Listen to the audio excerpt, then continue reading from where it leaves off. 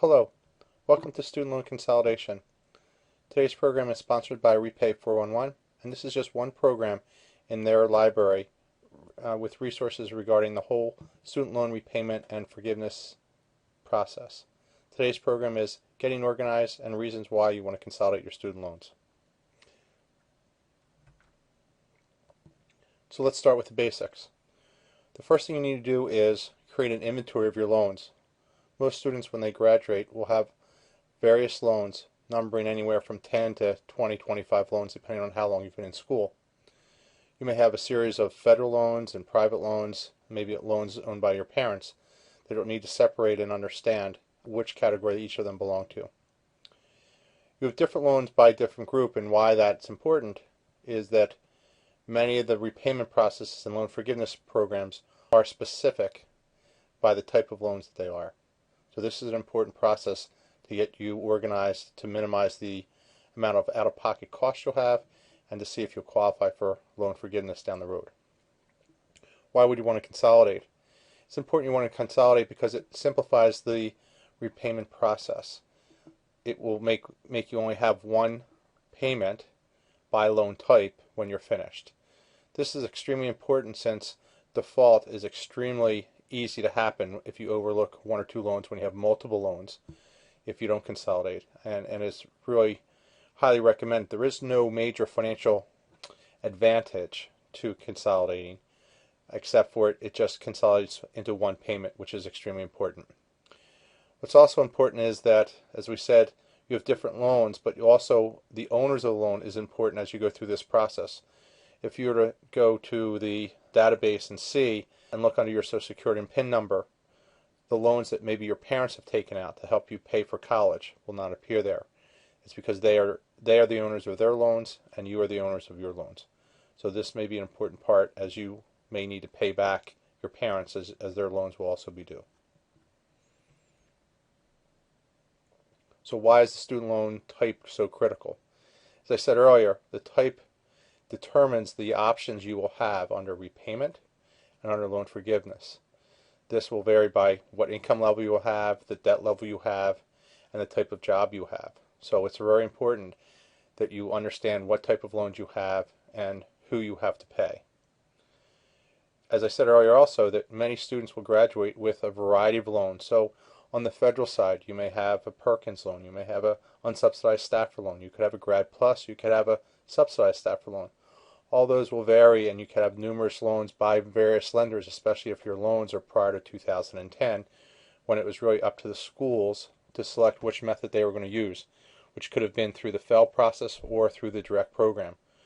All federal loans after 2010 are handled directly through the federal government. So this is where the complexity begins, with students having various loans, various types of loans, with various lenders with different rates.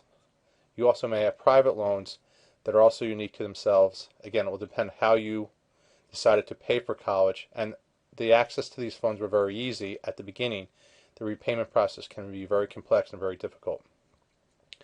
As also, I would say, you probably want to consider, since some students may have both FFEL and direct, consolidating all under the direct loan program. This will enable you to qualify for the biggest option, the Federal Service Loan Forgiveness Program, which is after 10 years or 120 payments, and you work for the government or for a nonprofit, your loans can be forgiven. So that's why you want to consider the direct consolidation, even though you may have FFEL loans.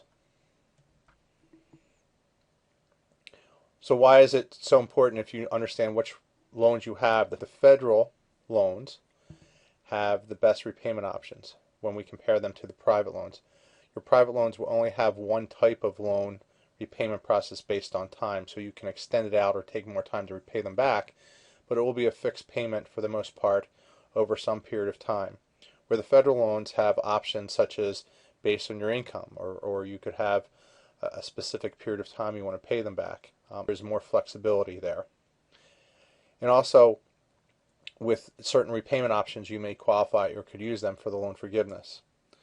But in the consolidation process, you also need to be thinking of certain things. So if you had gone to school, graduated, and then worked for a few years and then went back to grad school, and you're working in a nonprofit for the government, you may not want to consolidate both your undergrad and graduate loans, since the loan forgiveness process starts with each consolidation. So if you had worked a few years with just an undergrad degree in the nonprofit environment, you may want to consider just consolidating those loans first and then consolidating the graduate loans at a later date. So it's very important to understand the timing of how you consolidate your loans.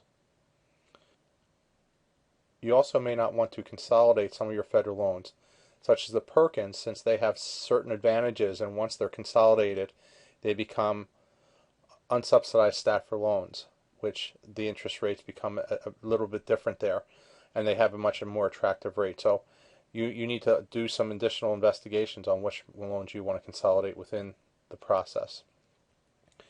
But you also may want to consider forfeiting the grace period. Typically, loans prior to July 1st of 2012, you have a 6-month grace period. If you work for a federal government or nonprofit and you have a full-time job, you may want to forfeit that grace period, because certain loans will still be accruing interest. Again, it depends on each of your loan situation.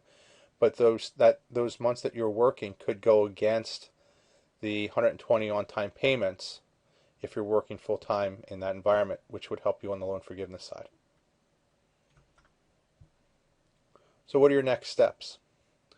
1, have an inventory of all your student loans by type. So going through that process. A good place would maybe to pull your credit report.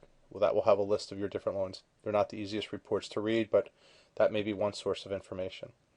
Visiting the National Student Loan Data System will have all of your federal loans listed. A great source of information there. I would also recommend you verify the loans that you have outstanding, and that may be by calling the college bursar's office. If there's a dispute, to make sure that you took the loans or didn't take the loans, make sure you have the backup to do that. And again, as I said earlier, most should consider the federal loan consolidation, direct consolidation. This will, again, qualify you for that one program. Or you need more information, please give us a call at repay411 and visit our library. There's some great resources there. Thanks, and have a great day.